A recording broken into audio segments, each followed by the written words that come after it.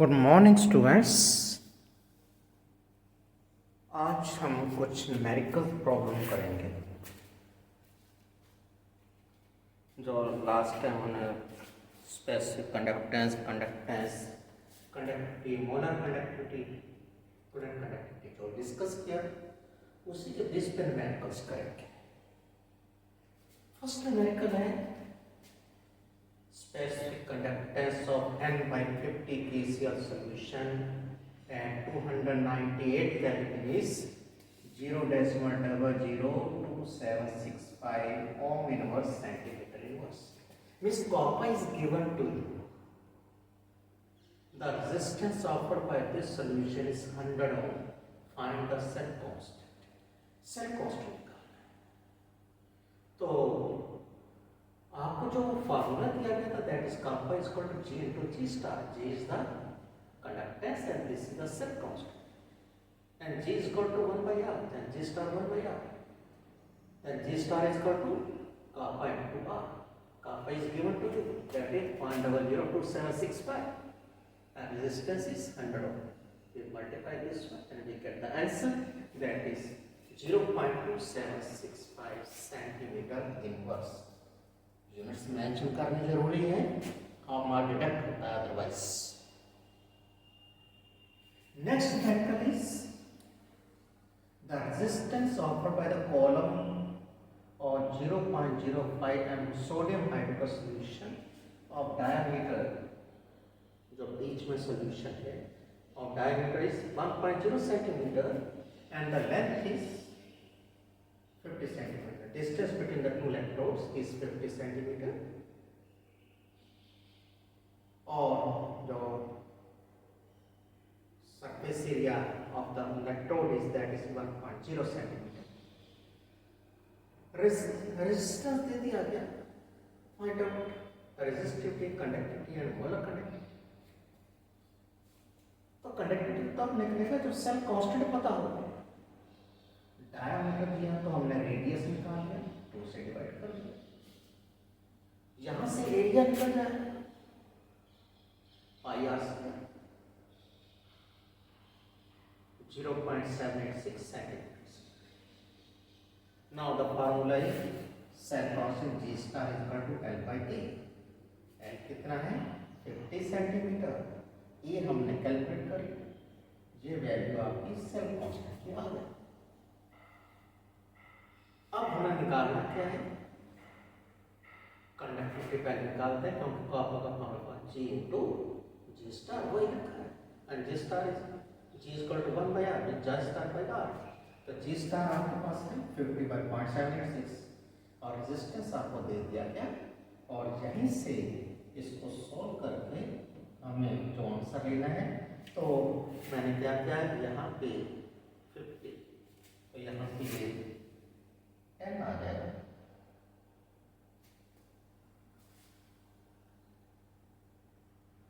G star 50, तो यहाँ पे आपका जब 10 आ जाएगा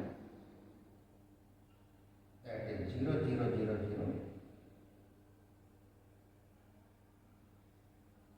और यहाँ से जब आंसर आपका क्या आएगा 1.00 minus 70492 मीन्स यहाँ पे आपका आ गया -9407, तो यहाँ पे 2 + 2 ऐड कर दिया, तो यहाँ पे क्या आ गया 3950। ये हमारे पास आ गया 2 बार 0.0593, क्योंकि जब मुझे एंटीलॉग लेना है कभी नेगेटिव डिजिट का एंटीलॉग नहीं लिया जा सकता, तो मुझे क्या करना होता है next higher digit add subtract करनी होती है। तो मुझे यहाँ पे एंटीलॉग लेना है 0593 और 05 और 9 के कॉलम में 3 का डिफरेंस मुझे देखना है एंटीलॉग में।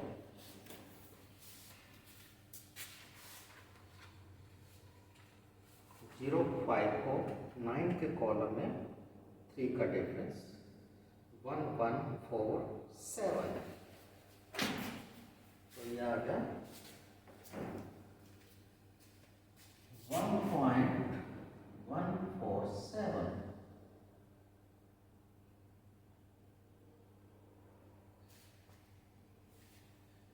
एंटीलॉग देखें 05 को 9 के कॉलम में 3 डिफरेंस टेबल से देख लिया, और यहाँ पे भी उसी ढंग से किया 14।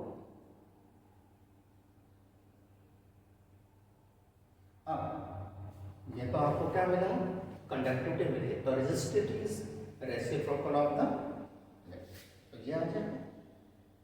तो यहाँ पे मुझे अब 147 लॉग देखना है मुझे 11 को 4 के कॉलम में 7 डिफरेंस टेबल में देखना है मुझे।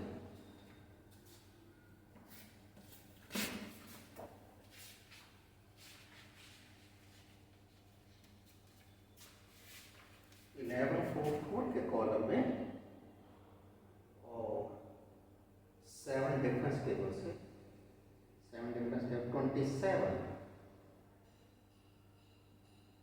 तो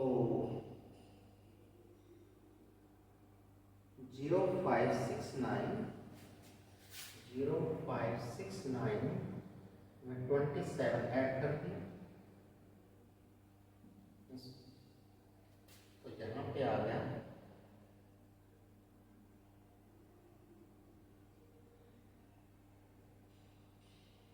0596 means 4049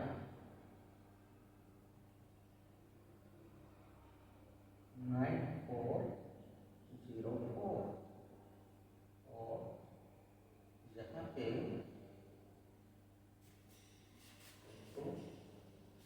एंटीलॉग 94 को 0 के कॉलम में 94 को 0 के कॉलम में 4 डिफरेंस टेबल से 8 आ जाता है, 8718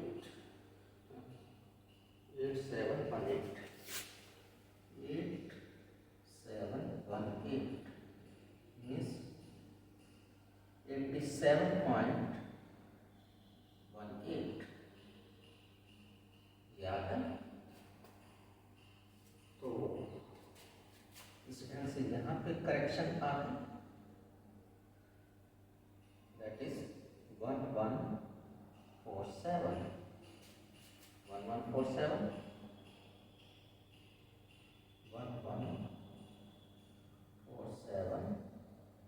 तो ये हो गया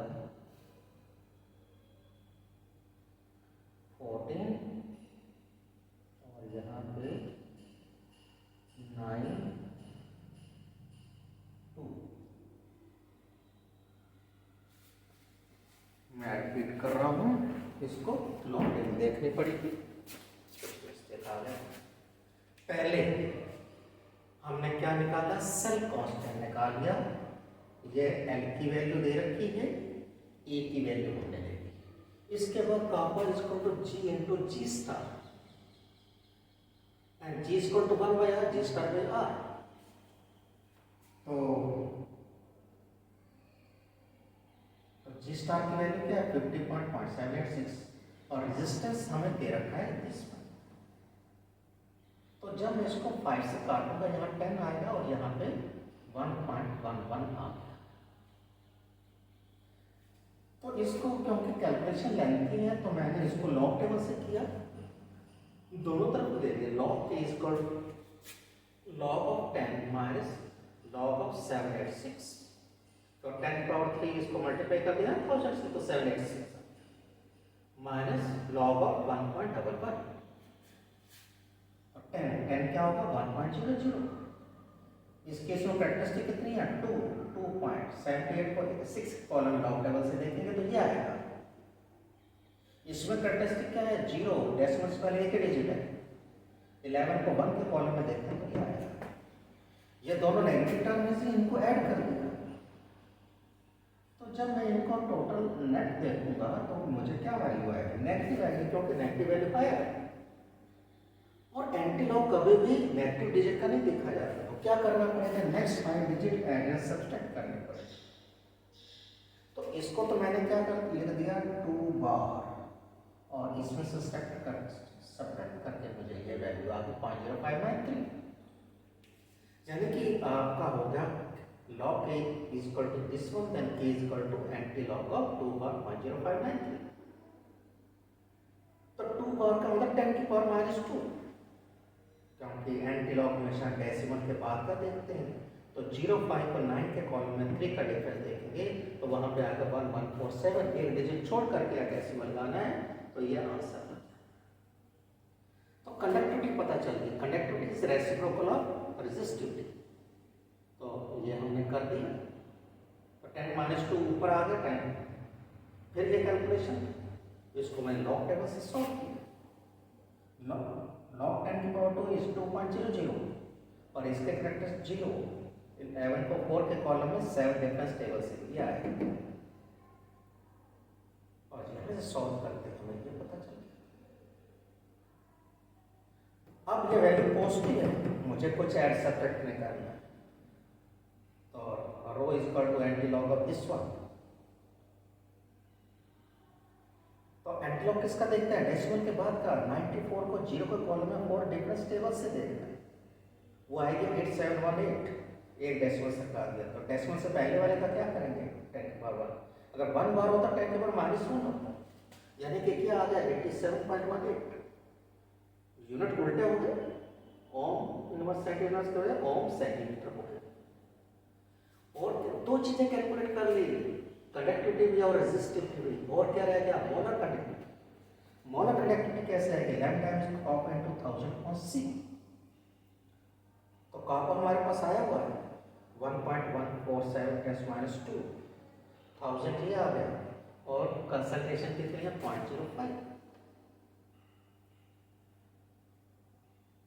तो मैं 0.05 को कैसे लिख रहा हूँ 5 × -2, 10⁻2 कट के आपस में, और 5 या 200 में, और यहाँ से मल्टीप्लाई करके हमें ये आंसर।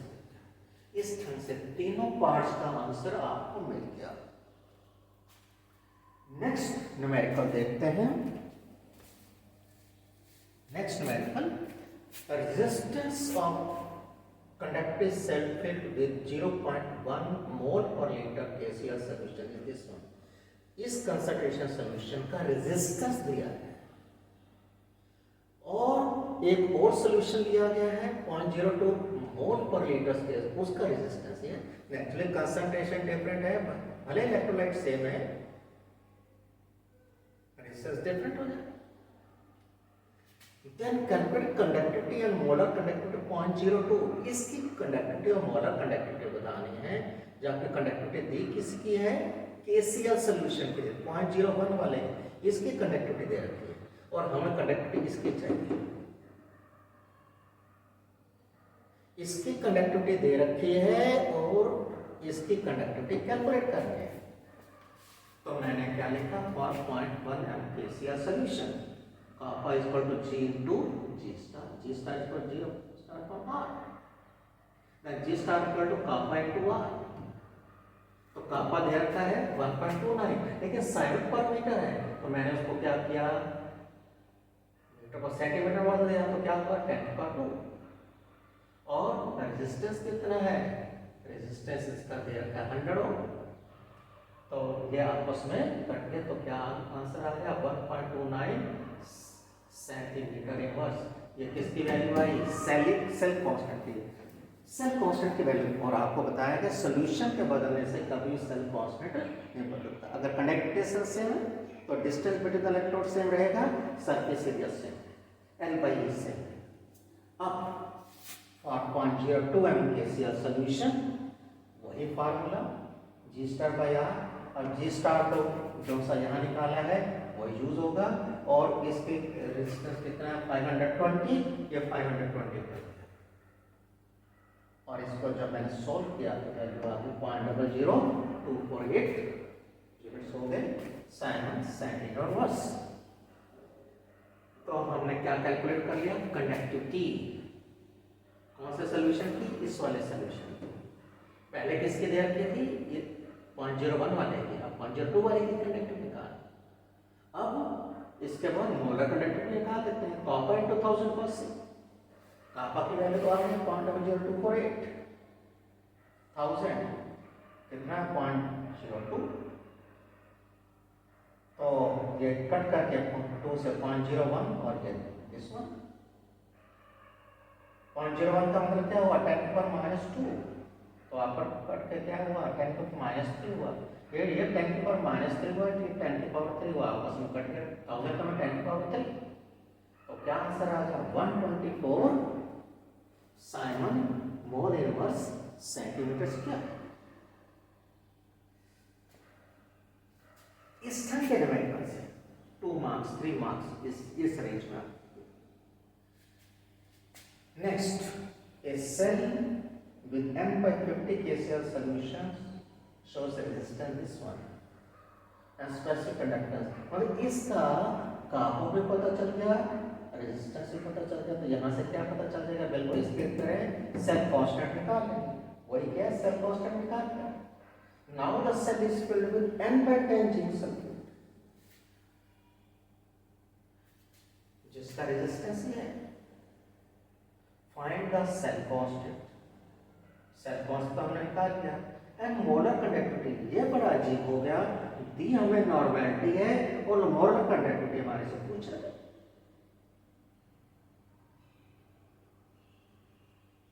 तो मैं पहले क्या करूंगा, जिंक सल्फेट का कॉपर निकालूंगा, वही formula G star by R, जहां से आपको वैल्यू मिल गई 0.021।